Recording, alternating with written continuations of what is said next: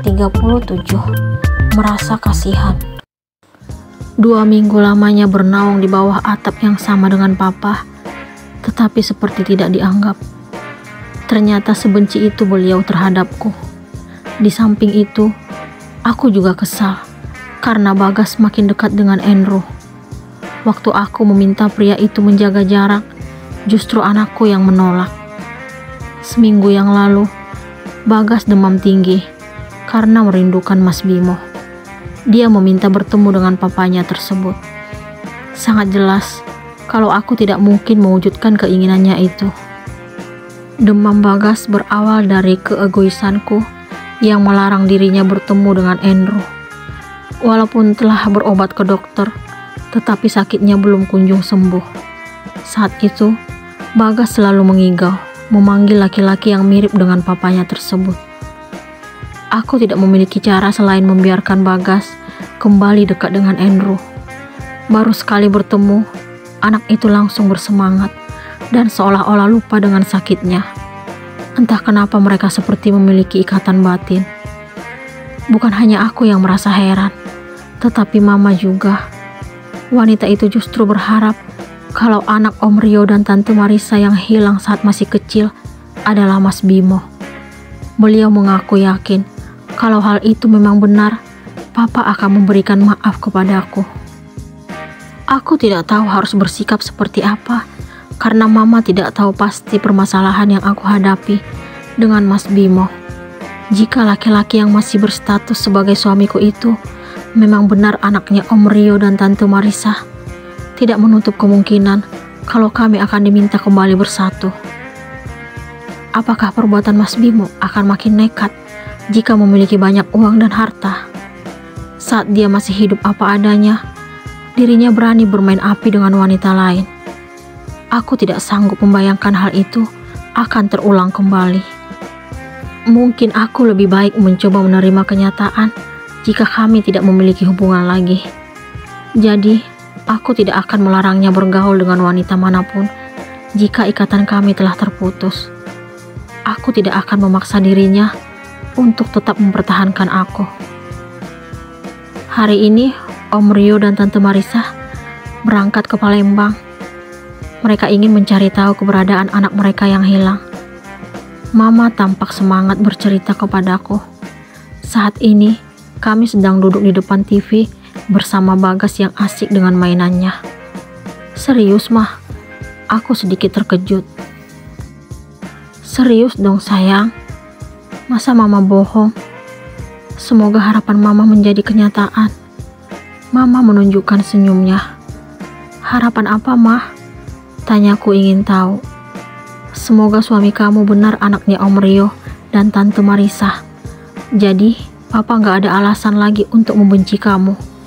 Dulu, Papa gak terima suami kamu sebagai menantu karena menganggapnya tidak sepadan dengan keluarga kita. Mama tampak yakin kalau aku akan kembali bersatu dengan Mas Bimo. Mama yakin kalau kelak akan kembali pada Mas Bimo. Tanyaku kepada beliau. Pertanyaan apa itu? Kamu menjauh dari suamimu karena nganggap dia lebih membela keluarganya, kan? Jika memang keluarganya yang sebenarnya adalah Om Rio dan Tante Marisa, gak ada alasan lagi bagimu untuk memilih berpisah dengannya. Aku tidak tahu harus bagaimana sekarang. Walaupun aku sempat membuka diri untuk memaafkan perselingkuhan Mas Bimo, tetapi hati kecilku tetap ragu. Aku takut kecewa untuk yang kedua kalinya. Aku tidak berani untuk kembali percaya sebelum Mas Bimo benar-benar berubah. Iya, Mah. Tapi setelah kami di sini, apa mungkin dia tetap setia? Aku ingin tahu pendapat Mama. Kenapa kamu gak percaya pada suamimu? Apa dia pernah bermain api di belakangmu? Kenapa jadi aku yang merasa tersudutkan dengan pertanyaan Mama? Enggak, Mah. Aku tetap akan menyembunyikan perbuatan Mas Bimo. Terus, kenapa kamu seolah-olah ragu untuk bersatu kembali dengannya? Sepertinya Mama curiga dengan jawabanku. Mama salah paham. Kelak ngotot nikah dengannya karena dia baik dan setia, Mah. Aku kembali menyembunyikan perbuatan Mas Bimo. Mungkin lebih baik aku mencari tahu tentang Mas Bimo setelah kami tidak bersama dalam 2 minggu ini. Aku ingin tahu apakah dia merasa sedih atau justru bahagia setelah tidak tinggal serumah lagi denganku. Aku akan membuka profil sosial medianya nanti. Aku memandangi langit-langit kamar karena rasa kantuk belum juga menghampiriku. Sementara Bagas telah terlelap sejak beberapa jam yang lalu. Aku pun meraih ponsel dari nakas, lalu mulai memainkan jari di layarnya. Setelah tiba di kota ini, aku baru berpikir untuk mencari tahu apakah Mas Bimo merasa kehilangan setelah kami berpisah. Aku terkejut melihat akun sosial media biru miliknya. Setiap hari, dia memosting fotoku dan Bagas dengan caption yang mengharukan. Dia memohon agar aku dan Bagas kembali pulang. Aku tidak menyangka kalau komentar postingannya termasuk ramai. Salah satu di antaranya adalah akun Ayu. Dia mengaku terkejut setelah mencoba menelponku, tetapi tidak aktif. Aku sengaja tidak memberitahukan keberadaanku kepada wanita itu, agar dia tidak memiliki jawaban ketika bertemu dengan Mas Bimo. Sejak tiba di Palembang, hanya Ayu yang aku akui sebagai keluargaku. Oleh karena itu, aku sangat yakin kalau Mas Bimo pasti akan bertanya tentangku kepada Ayu. "Kenapa kamu mengakui aku sebagai keluargamu, Klah?" tanya Ayu kala itu. "Hanya kamu yang tahu keberadaanku di kota ini, Yu. Kamu juga yang udah nolong aku. Berkat kamu, akhirnya aku bertemu Mas Bimo.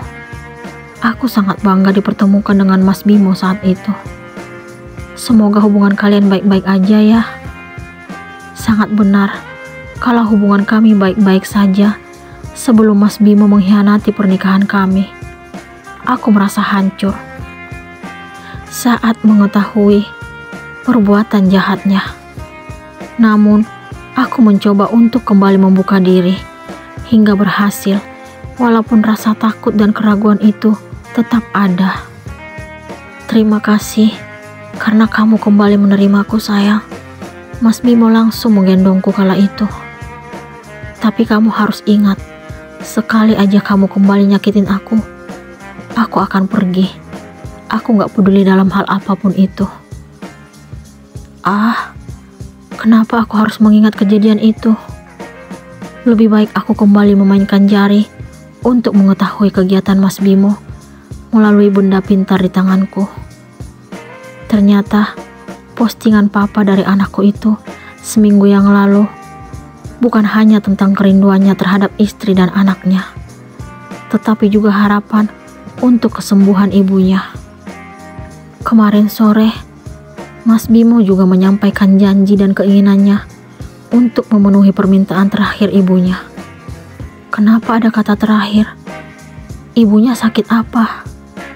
Walaupun aku selalu diperlakukan dengan kasar saat masih di Palembang, tetapi aku tetap sedih membaca postingan Mas Bimo. Aku janji akan memenuhi permintaan terakhir ibu. Ibu harus kuat dan sabar menunggu. Permintaan terakhir apa yang Mas Bimo maksud? Bagaimana caranya aku mengetahuinya? Aku tidak mungkin meninggalkan komentar di postingannya. Itu sama saja memberitahukan keberadaanku kepadanya. Mungkin lebih baik aku tidak perlu ikut campur dengan sesuatu yang berhubungan dengan keluarga Mas Bimo. Yang penting aku tahu kalau laki-laki itu tetap mengaku merindukan istri dan anaknya. Jadi, aku merasa lega dengan apa yang kupikirkan tentang dirinya dalam 2 minggu ini. Ternyata Mas Bimo tidak melupakan aku dan Bagas. Dia tetap peduli dengan kami berdua. Aku telah salah menilainya. Kenyataan sungguh bertolak belakang dengan apa yang kupikirkan. Aku berpikir kalau dirinya dengan mudah akan melupakan istri dan anaknya, lalu kembali menghubungi selingkuhannya. Melihat usahanya, aku mulai berpikir untuk setuju dengan harapan Mama. Semoga Mas Bimo terbukti sebagai anak Om Rio dan Tante Marisa yang hilang. supaya papa kembali menerimaku sebagai anaknya. Kenapa kamu secepat itu mengambil keputusan untuk berpisah dengan suamimu? Padahal dulu kamu menentang papa dan mama agar tetap menikah dengannya.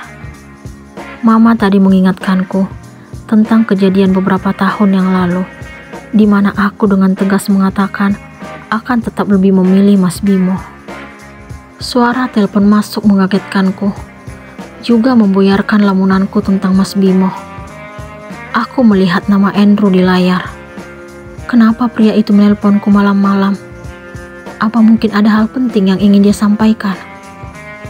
Walaupun aku telah berusaha menghindarinya, tetapi tidak membuat dirinya untuk menjauhiku. Terus terang, aku merasa bersalah dan kasihan melihat pengorbanannya yang tetap setia mencintaiku. Namun, aku tidak memiliki balasan untuk itu. Halo, aku pun mengangkat teleponnya. Maaf ganggu kamu malam-malam. Dia tetap bersikap sopan terhadapku. Ada apa? Tanyaku singkat. Mami minta foto suami kamu. Untuk apa? Aku penasaran. Tadi mereka melihat laki-laki yang mirip denganku.